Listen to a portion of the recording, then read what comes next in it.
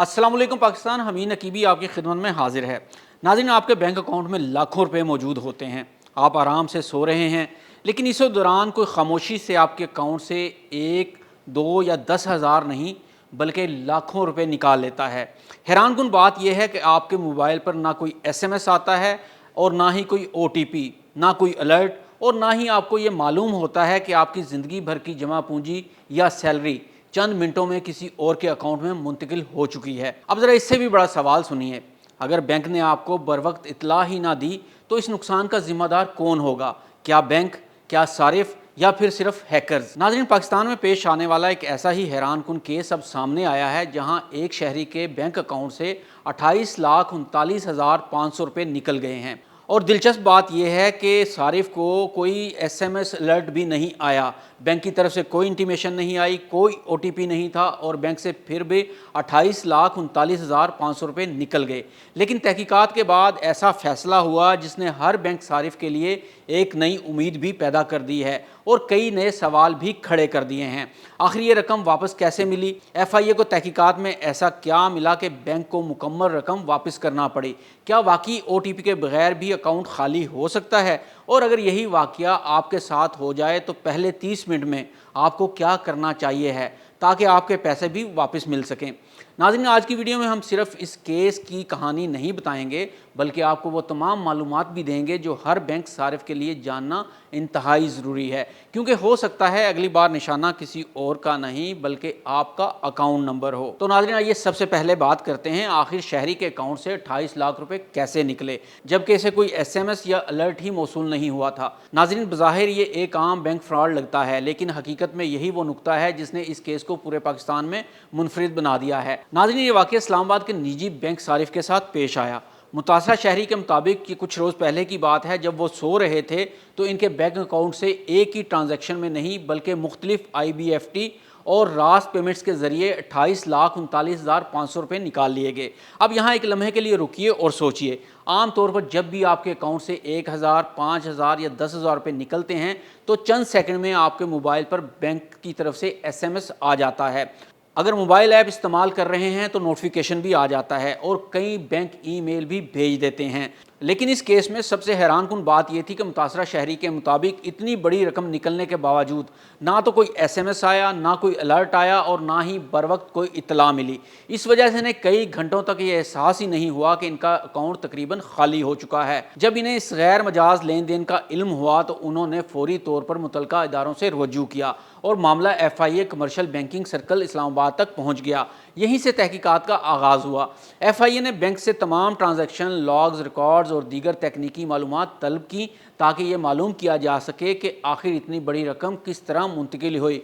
और सबसे अहम सवाल, अगर वाकई सारिफ को कोई अलर्ट नहीं मिला तो इसकी जिम्मेदारी किस पर आयद होती है? तहकीकात मुकम्मल होने के बाद FIA ने दस्तयाब शवाहिद की बुनियाद पर बैंक इंतजामिया को जिम्मेदार करार दे दिया, जिसके बाद निजी बैंक ने मुतासरा शहरी की मुकम्मल 28,39,500 रुपये की रकम वापस इसके अकाउंट में मुंतकिल कर दी। लेकिन यहाँ एक और बड़ा सवाल जन्म लेता है, अगर इस शहरी को OTP ही मौसूल नहीं हुआ तो फिर आखिर इतनी बड़ी रकम मुंतकिल कैसे हो गई?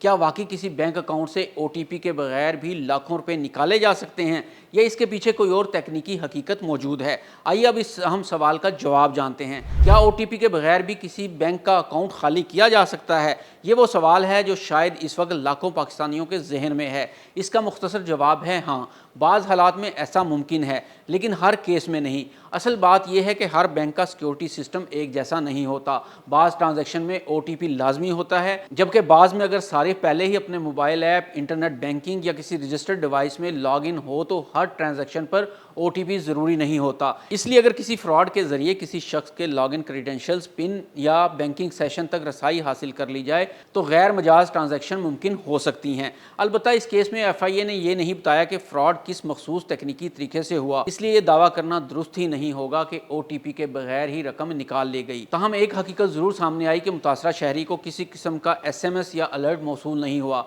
तो आइए अब जानते हैं कि बैंक कब जिम्मेदार बनता है और कब नहीं। हर बैंक फ्रॉड में बैंक खुदकार तौर पर जिम्मेदार नहीं होता। अगर सारिफ खुद किसी को अपना OTP, पिन या पासवर्ड, ATM कार्ड या मोबाइल बैंकिंग की मालूमात दे दे کسی جعلی لنک پر کلک کر دے یا دھوکے سے اپنی معلومات شیئر کر دے تو عموماً ذمہ داری صارف پر بھی آ سکتی ہے، لیکن اگر تحقیقات سے یہ ثابت ہو جائے کہ بینک کے سیکیورٹی نظام، نگرانی یا اطلاع دینے کے نظام میں ایسی خامی تھی جس کی وجہ سے صارف بروقت فراڈ سے آگاہی ہی حاصل نہ کر سکا تو بینک بھی ذمہ دار قرار دیا جا سکتا ہے۔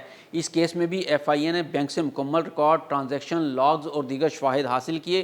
انہی شواہد کی بنیاد پر بینک انتظامیہ کو ذمہ دار قرار دیا گیا، جس کے بعد متاثرہ شہری کی 28,39,500 روپے کی مکمل رقم واپس اکاؤنٹ میں منتقل کر دی گئی۔ تو آئیے اب جانتے ہیں کہ آئی ایف بی اور راست کے ذریعے کیسے فراڈ کیا جاتا ہے۔ ناظرین، آئی بی ایف ٹی اور راست خود فراڈ نہیں ہیں بلکہ محفوظ ڈیجیٹل ادائیگی کے نظام ہیں۔ مسئلہ تب پیدا ہوتا ہے جب کسی فراڈیے کو کسی صارف کے بینک اکاؤنٹ تک غیر مجاز رسائی مل جائے۔ ایسی صورت میں وہ انہی قانونی سسٹم کو استعمال کرتے ہوئے رقم دوسرے اکاؤنٹس میں منتقل کر سکتا ہے۔ اس لیے صرف یہ دیکھنا کافی نہیں کہ رقم کس نظام سے گئی، بلکہ یہ جاننا ضروری ہوتا ہے کہ اکاؤنٹ تک رسائی کس طرح حاصل کی گئی۔ یہی وہ مرحلہ ہوتا ہے جہاں ایف آئی اے اور بینک کی فرانزک تحقیقات اہم کردار ادا کرتی ہے۔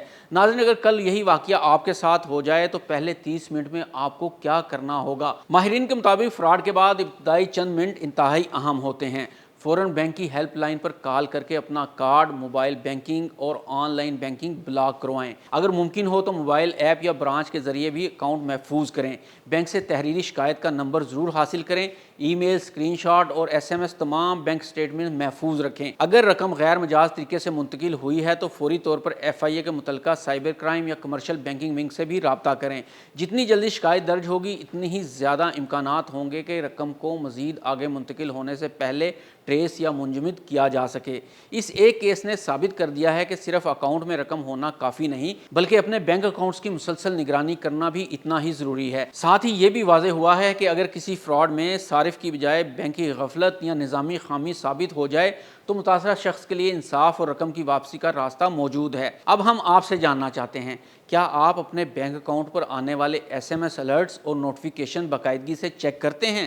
اور اگر کل صبح اٹھ کر آپ کو معلوم ہو کہ آپ کے اکاؤنٹ سے لاکھوں روپے نکل چکے ہیں تو کیا آپ جانتے ہیں کہ سب سے پہلے کس ادارے سے رابطہ کرنا ہے؟ اپنی رائے کمنٹ سیکشن میں ضرور بتائیے گا اور اس ویڈیو کو اپنے اہل خانہ اور دوستوں کے ساتھ بھی ضرور شیئر کریں، کیونکہ ایک چھوٹی سی احتیاط شاید کسی کی زندگی بھر کی جمع پونجی بچا سکے۔